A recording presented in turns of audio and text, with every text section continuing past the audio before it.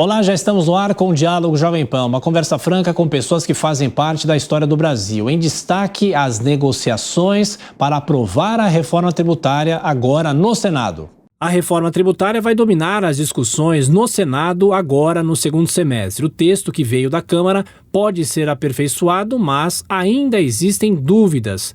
Os estados e os municípios e os setores produtivos querem mais tempo para discutir as mudanças nos impostos. A reforma tributária em destaque a partir de agora no Diálogo Jovem Pan. O nosso convidado é o deputado federal pelo Podemos do Paraná, Luiz Carlos Rauli, um dos maiores conhecedores de reforma tributária aqui no país. Tudo bem, deputado? Mais uma vez, muito obrigado pela presença, pela participação aqui na Jovem Pan. O senhor é sempre bem-vindo. Como vai? Tudo bem, graças a Deus. Agradeço o convite mais uma vez aqui na Jovem Pan. E vamos conversar desse tema aí que é o principal tema do nosso país e a principal matéria, né? A principal reforma do século XXI.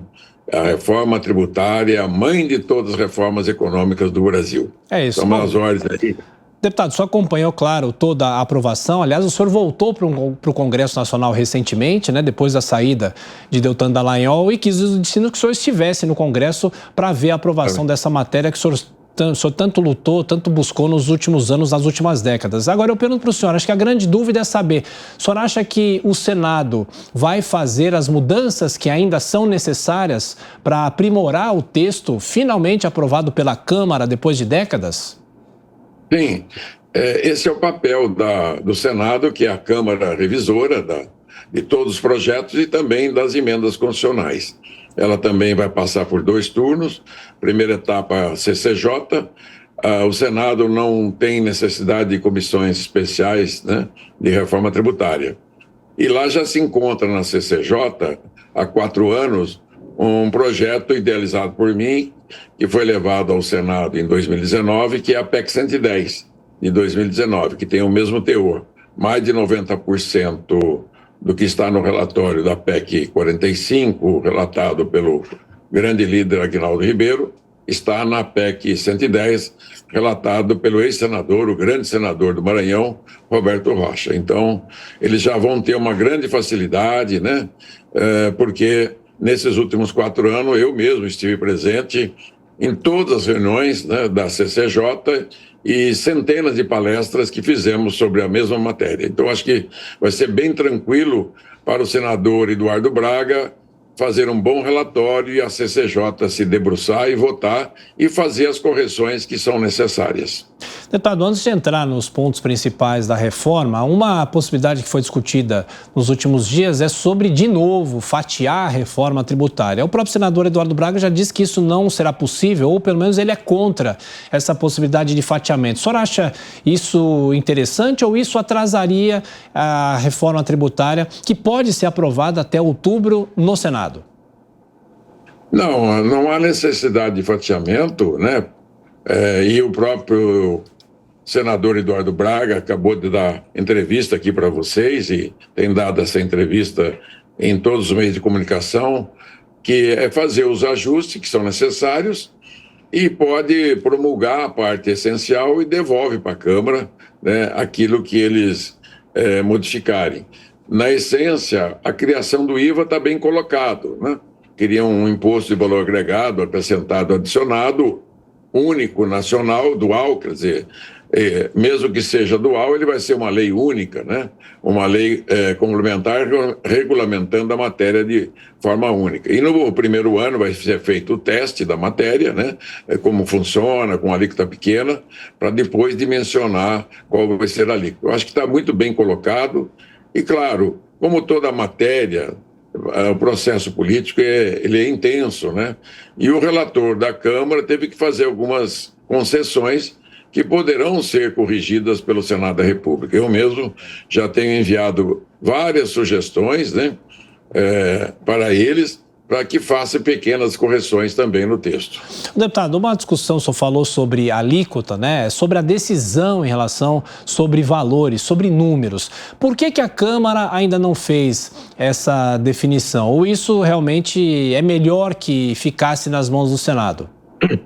Não tem como fazer, né?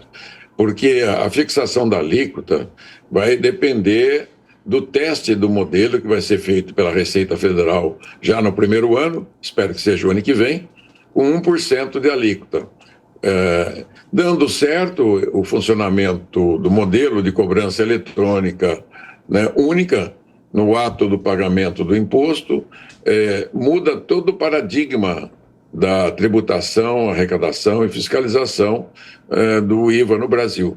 Ou seja, o pagamento do imposto, que hoje é feito pelas empresas, ele cobra, né, ele compra a sua mercadoria, seu bem e serviço e vende. No ato de compra, ele tira a nota de entrada, lança no livro de entrada. Nas notas de saída, ele lança no livro de saída. Aí, no final do mês, ele cumpre dezenas de obrigações acessórias e faz o seu DARF, o seu documento de recolhimento do imposto, porque ele é meramente um depositário do imposto que é embutido no bem ou no serviço. E aí ele faz, no mês seguinte, o recolhimento. Aí ele pode recolher, não recolher, ele pode fazer um valor menor, maior, pode fazer um planejamento fiscal. Esta etapa ela vai ser eliminada. Com a tecnologia disponível do modelo Abuab, que é um engenheiro do ITA, que tem uma grande empresa de software ali em Santa Catarina, em Joinville, ele desenvolveu um sistema bem simples. A nota fiscal eletrônica é a mais desenvolvida, mais tecnológica, mais robusta do mundo, que já tem. Tanto o governo federal, né, a Receita tem esta nota, os estados, né, tem, os municípios também têm. E o Brasil tem o mais desenvolvido sistema bancário financeiro do mundo. Então, ele vai conciliar a nota fiscal com o sistema financeiro no ato de pagamento do boleto da compra, né, vai ser retido o imposto. E ele entra num sistema nas nuvens, como funcionam as contas bancárias, né, e vai ter o débito e crédito ali. Então, diariamente vai ser feita essa operação até chegar ao consumidor final, que é quem paga os impostos, né? Quem paga o ISS, o ICMS, o IPI, o PIS, COFINS hoje, é o consumidor final. Só que ele vai pagar um imposto só, transparente, simples, eletrônico, onde nenhuma empresa não vai pôr a mão no pagamento do imposto, no dinheiro. E nem o governo federal, nem os estados e municípios. Então, esse sistema será totalmente automático, 5.0, com a maior tecnologia do mundo. E o Brasil, que está em 184, o pior lugar no mundo, em 190 de sistema tributário ruim, vai subir para os 10 melhores do mundo, vai ser o mais tecnológico e o mais correto. Isso vai diminuir a carga tributária e o imposto a pagar para a população brasileira. Vai diminuir a carga tributária das empresas, melhora a concorrência, torna a concorrência leal, conserta a economia de mercado, que o Brasil tem uma economia de mercado fraudulenta, porque o imposto é tão grande, né, na base do consumo, que ocupa 75% da arrecadação nacional. Sim, de R$4 arrecadados, 3 vêm do imposto de consumo, ou seja, sobre os preços dos bens e serviços consumidos pela população. Então, o que nós queremos dizer e fazer é que este imposto ele chega da forma mais simples para que a população não pague nunca mais a guerra fiscal, que custa desses 5 impostos 350 bilhões por ano, que não pague nunca mais a inadimplência, que custa de 150 a 200 bilhões por ano, que não pague nunca mais o custo burocrático, que custa em torno de 100 bilhões por ano, e que combata a sonegação, né, que hoje é de 800 bilhões por ano. Então, nós podemos matar vários coelhos com uma cajadada só, né, pegando a expressão popular aí, que é do coelho e da cajadada. Então, o sistema que está desenhado na PEC 45, que é igual ao da PEC 110, ele vai ser o mais eletrônico e automático do mundo, sem manipulação, sem uso do imposto para favorecer A, B ou C. Nós queremos favorecer a população brasileira para que ela pague menos impostos e a sobra desse dinheiro que ele vai sobrar dos impostos que ele paga hoje, ele não chega nos cofres da União nem dos estados e municípios, da ordem de mais de 500 bilhões, fique no bolso do consumidor e aí cria um novo círculo virtuoso de renda-consumo. É muito, muito bom falar disso. Claro, tem que fazer pequenas correções no texto, deixar claro que o crédito vai ser financeiro, que a cobrança será automática e que o sistema irá funcionar totalmente automatizado. Estamos conversando com o deputado Luiz Carlos Rauli, do Podemos do Paraná, falando sobre a reforma tributária. Deputado, confrontando o senhor com uma declaração que nós tivemos aqui recentemente na Jovem Pan do governador de Goiás, Ronaldo Caiado. Ele afirmou o seguinte, que com a cobrança no destino, é possível que haja o aumento da sonegação aqui no Brasil. Como é que o senhor rebate isso? Como é que é possível discutir essa possibilidade ou não de sonegação com a reforma tributária em andamento no Congresso? Eu tenho uma grande admiração, respeito e uma amizade pelo senador Ronaldo Caiado. Ele é um médico, foi um grande deputado federal, fomos colegas, e é um excelente governador.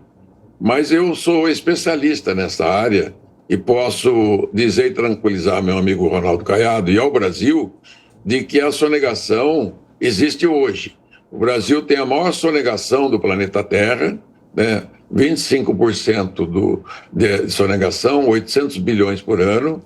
O Brasil, o nosso sistema tributário proporciona o maior contencioso tributário administrativo e judicial do mundo, mais de 90% do contencioso, que tem um estoque de contencioso de 7,5 trilhões, 75% do PIB. Tem uma dívida ativa, que é o imposto que as empresas declaram e deixam de pagar, de 4,5 trilhões, 45% do PIB. A sonegação de 8% do PIB, o custo burocrático para pagar esse imposto de 1 a 2% do PIB, de 100 a 200 bilhões. Isto criou uma desintermediação na economia de mercado, onde a fraude, a sonegação, a manipulação dos impostos, a manipulação de produtos, o contrabando, o descaminho tomou conta da economia brasileira. Nas nações brasileiras do mundo, todas as nações do mundo, na última década o Brasil foi o que menos cresceu no mundo. Zero. Crescimento zero. E nos últimos 40 anos, o Brasil também foi o que menos cresceu entre todos os emergentes do mundo. O Brasil, que do começo do século XX até 1980, teve o melhor desempenho econômico do mundo. Com os primeiros 40 anos, os primeiros 30 anos do século XX, crescemos a 5%. E nos seguintes 50 anos, até 1980, crescemos a 6,3% ao ano. Quase o dobro do crescimento americano, que foi de 3,5% ao ano. E nos últimos 40 anos, caímos para 2%. E o diagnóstico que é feito, e eu enfatizo muito nesses últimos 30 anos, né? Desde que eu aprendi que o modelo europeu, o modelo da OCDE, é o único modelo vencedor e que é bom para o Brasil, é que o sistema tributário brasileiro precisa ser consertado. Ele é um sistema tributário iníquo, injusto, caótico, e é o pior sistema do mundo, que impediu que o país que tem a 6ª, 7ª maior população do mundo, o 5º maior território do mundo, as maiores riquezas do mundo no solo, subsolo, né, terras férteis, um agricultor e uma agricultura de última geração, o agroagricultor ambiental brasileiro, é o que mais tem produtividade no mundo, mesmo tendo superávit na balança comercial, não consegue crescer. Qual é a razão? O sistema tributário. Então, eu vejo assim, meu amigo querido governador Ronaldo Caiado, ele está tentando enxergar o ótimo local para o estado dele, e está correto. É o que algumas pessoas estão fazendo contas do seu setor, né? Ele não tira o direito dele fazer isso, mas nós que somos legisladores, representamos o povo brasileiro, olhamos o conjunto de todos os estados, de todos os municípios, de todas as empresas, de toda a atividade rural, industrial, comercial e de serviço do país, comparamos com o mundo e estamos dando uma solução global, uma solução realmente de uma economia de mercado que precisa voltar a crescer, que precisa recuperar. essa riqueza brasileira está sendo desperdiçada. E o governador Caiado de Goiás vai ser o que mais vai ganhar. Vai aumentar a eficiência do sistema tributário, vai aumentar a arrecadação, vai aumentar a competitividade e o Brasil inteiro vai crescer a 6, 7% ao ano. E Goiás e a área do Centro-Oeste, que é a área de expansão do agroindustrial brasileiro, vai crescer muito mais do que o resto do Brasil. Então, é isso que eu tenho a dizer. Palavras positivas, não só para o governador de Goiás, mas para todos os governadores, todos os prefeitos e também para todos os empresários e, especialmente, quem mais vai se beneficiar desta reforma são os consumidores, as famílias brasileiras que estão pagando essa guerra fiscal estúpida, uma guerra fiscal que dá isenção de impostos para a empresa e não para o consumidor. E cada incentivo fiscal que é dado para essas empresas, eles não tiram os impostos das costas do consumidor, é ele que paga a guerra fiscal dos estados,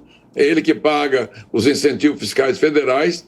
Então nós vamos tirar essa canga, nós vamos tirar esse sobrepeso das costas do povo brasileiro, sofrido povo brasileiro. Vai aumentar a empregabilidade, vai aumentar a eficiência e a concorrência entre as empresas.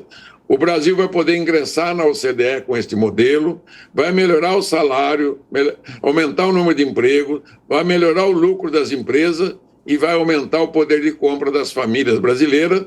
E o governo federal, estados e municípios vão passar a arrecadar muito mais com o combate e o fim da sonegação no Brasil e com o fim do contencioso, com o fim da inadimplência e com o fim da burocracia. Só tem ganhos, não vejo nenhuma perda à vista com a implantação do IVA 5.0 no nosso país. Deputado Luiz Carlos Sauli, acho que é importante aproveitar esse espaço para explicar também para o nosso ouvinte, para o nosso telespectador, em relação à possibilidade da criação, a necessidade da criação de uma espécie de câmara para arbitrar os tributos aqui no Brasil. Por que é necessário criar um órgão como esse e qual que vai ser a função primordial? Como é que vai ser o dia a dia desse funcionamento, dessa autarquia, desse órgão, enfim, de como vocês estão chamando a criação desse órgão?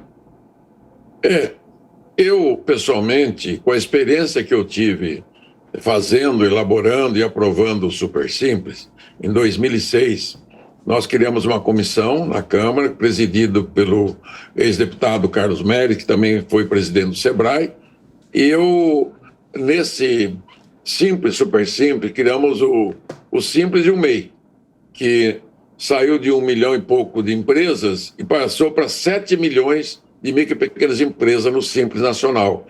E de zero passou para 14 milhões de MEIs, que são os autônomos que se transformaram em microempreendedores individuais. Então, o Super Simples Nacional tem um comitê gestor que eu criei na Lei 123, que gerencia 21 milhões de empresas. Sabe quantos funcionários tem esse comitê gestor? 15. Criei também um conselho consultivo para o Super Simples, que tem a presença dos estados, do município, da União, a presença do setor produtivo. E que atribuição eles têm? Mínima. Se o sistema é o império da lei, nós queremos que o sistema tributário, o IVA brasileiro, sendo totalmente automatizado, menor ingerência possível sobre ele. Onde é que pega a situação? Nos créditos.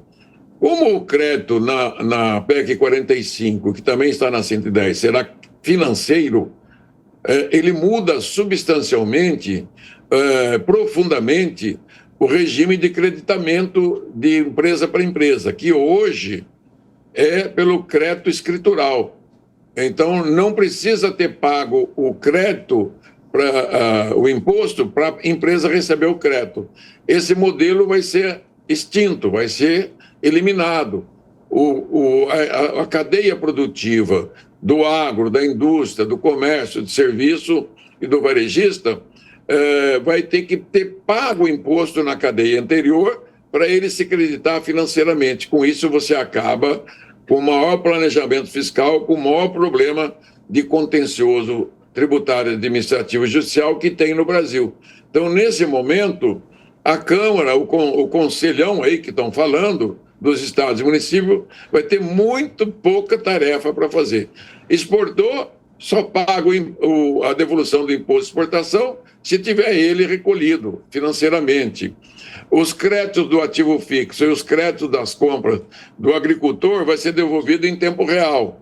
Da indústria, do comércio, mesma coisa. Com isso, você elimina, hoje, a manipulação dos créditos no Brasil, até pelo próprio governo federal e estados, que não nunca devolveram os créditos do agricultor brasileiro, que acabou perdendo nesses últimos 50 anos prejuízo imenso para o agro, porque ele compra matéria-prima, insumos para produzir.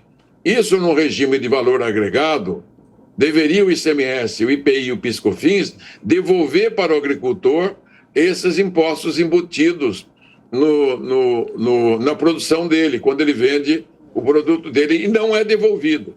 Então, o primeiro grande ganho vai ser para o agricultor brasileiro, que hoje tem um prejuízo em torno de 12% do seu faturamento de impostos embutidos que não são ressarcidos. Então, assim vai funcionar toda a cadeia produtiva. Por isso que o IVA é adotado em 174 países do mundo, de 193 que tem a ONU. Por que ele é adotado?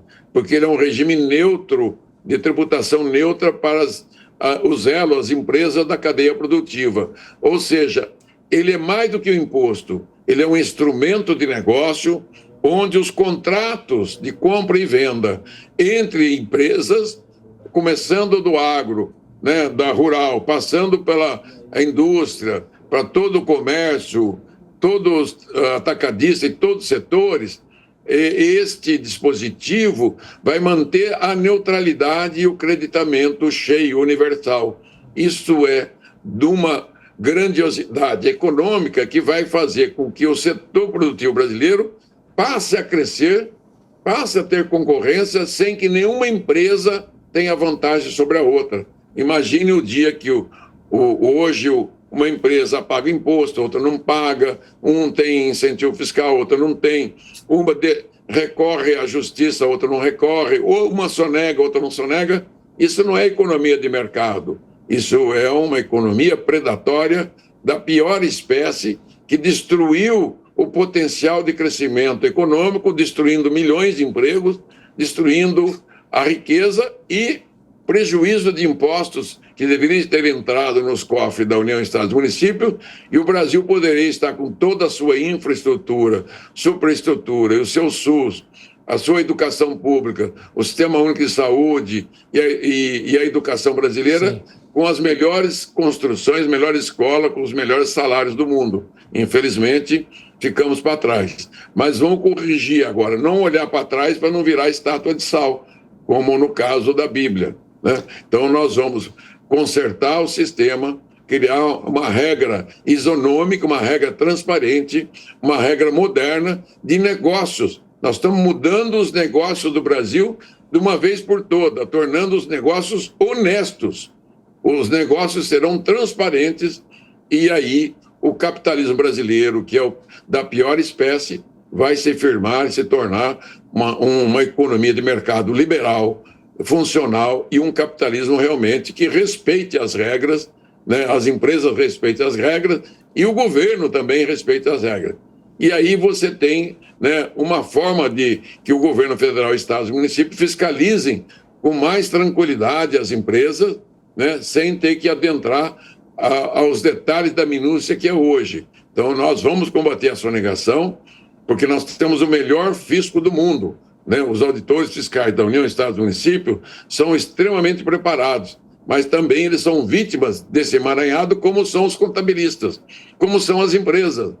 E pior, a vítima maior é o consumidor brasileiro, que acaba pagando essa conta e acaba também sendo maltratado pelo desemprego, subemprego, né, que o Brasil tem quase 30 milhões de desempregados, subempregados, e os baixos salários. Isso vai consertar, porque uma estrutura de concertação da economia brasileira como um todo.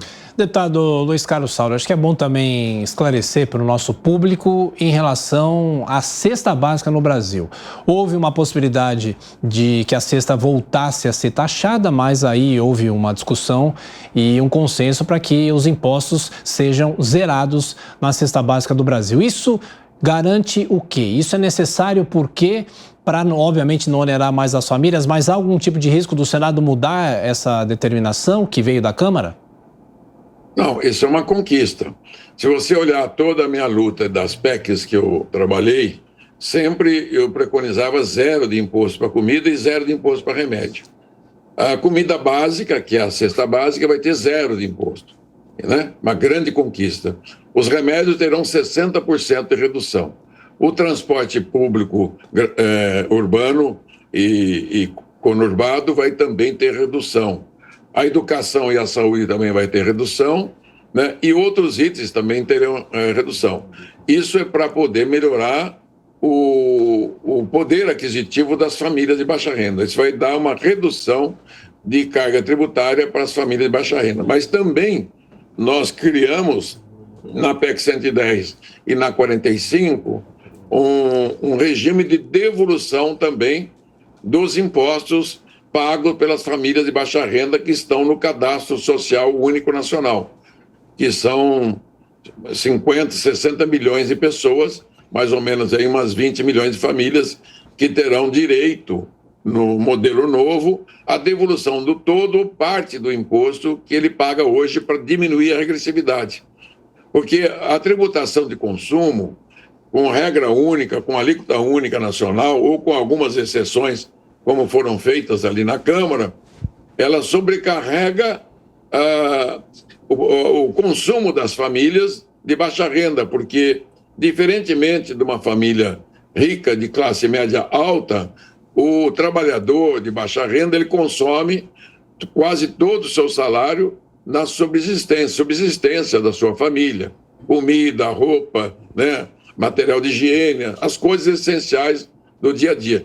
Com isto, os estudos que eu tenho da Fiesp, os estudos do IPEA Federal, da FIP São Paulo, indicam que quem ganha até 2 salários mínimos no Brasil paga entre 48% e 53% de impostos. E quem ganha acima de 25 salários paga menos de 20% de impostos. Isso faz com que o Brasil tenha, além do mais iníquo, injusto e caótico sistema do mundo, o mais perverso sistema tributário e antissocial e anticristão, que tributa os pobres com o dobro da carga tributária. E para resolver isso, nós estamos criando, né, também um mecanismo de cashback, que é a devolução do imposto individualizado, personalizado. Bom, deputado Luiz Carlos Sauro, mais uma vez, olha, obrigado pela gentileza. Claro que são inúmeros os temas da reforma tributária, a gente pode ficar aqui horas falando sobre essa reforma e ficamos, claro, na torcida. A Jovem Pan, ao longo dos anos, teve sempre uma campanha, lembrando que o Brasil é o país dos impostos, e fica aqui o nosso agradecimento mais uma vez e vamos acompanhar toda a tramitação da reforma tributária agora no Senado. Deputado, muito obrigado mais uma vez e bom descanso nesse recesso. Eu que agradeço, né? Descanso vai ser difícil, porque estou de manhã, de tarde, de noite, dando entrevista e respondendo, né, os questionamentos, tirando dúvidas, tirando medos, e estou me colocando também à disposição do Senado da República para auxiliar naquilo que for possível, porque eu passei os últimos 4 anos sem mandato lá dentro do Senado, como um cruzado, como um missionário da reforma tributária.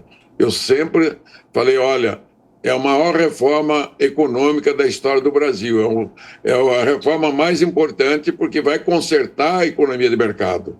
E graças a Deus chegou essa hora e Deus me permitiu que eu estivesse aqui para acompanhar esse momento, estar atuante no Brasil neste momento importante da história brasileira. Então me coloco também à disposição da Jovem Pan, né, para que a qualquer momento que tiver alguma dúvida sobre o funcionamento do IVA, para que eu me coloque à disposição, porque é meu dever cívico, patriótico, como brasileiro, né, como patriota, de fazer esse trabalho pela nação brasileira. Ele é suprapartidário ele é um pacto federativo e um pacto social, está acima dos governos, acima das ideologias. É isso que nós queremos. Muito, muito obrigado e que Deus abençoe a todos vocês. Um grande abraço fraterno aqui do amigo Raul, diretamente de Londrina, do norte do estado do Paraná. Muito obrigado. Conversamos com o deputado Luiz Carlos Raul, do Podemos do Paraná, um dos maiores especialistas em reforma tributária aqui do país. A você, ouvinte, e a você, espectador, como sempre, muito obrigado pela sua audiência e continue com a nossa programação. Até a próxima.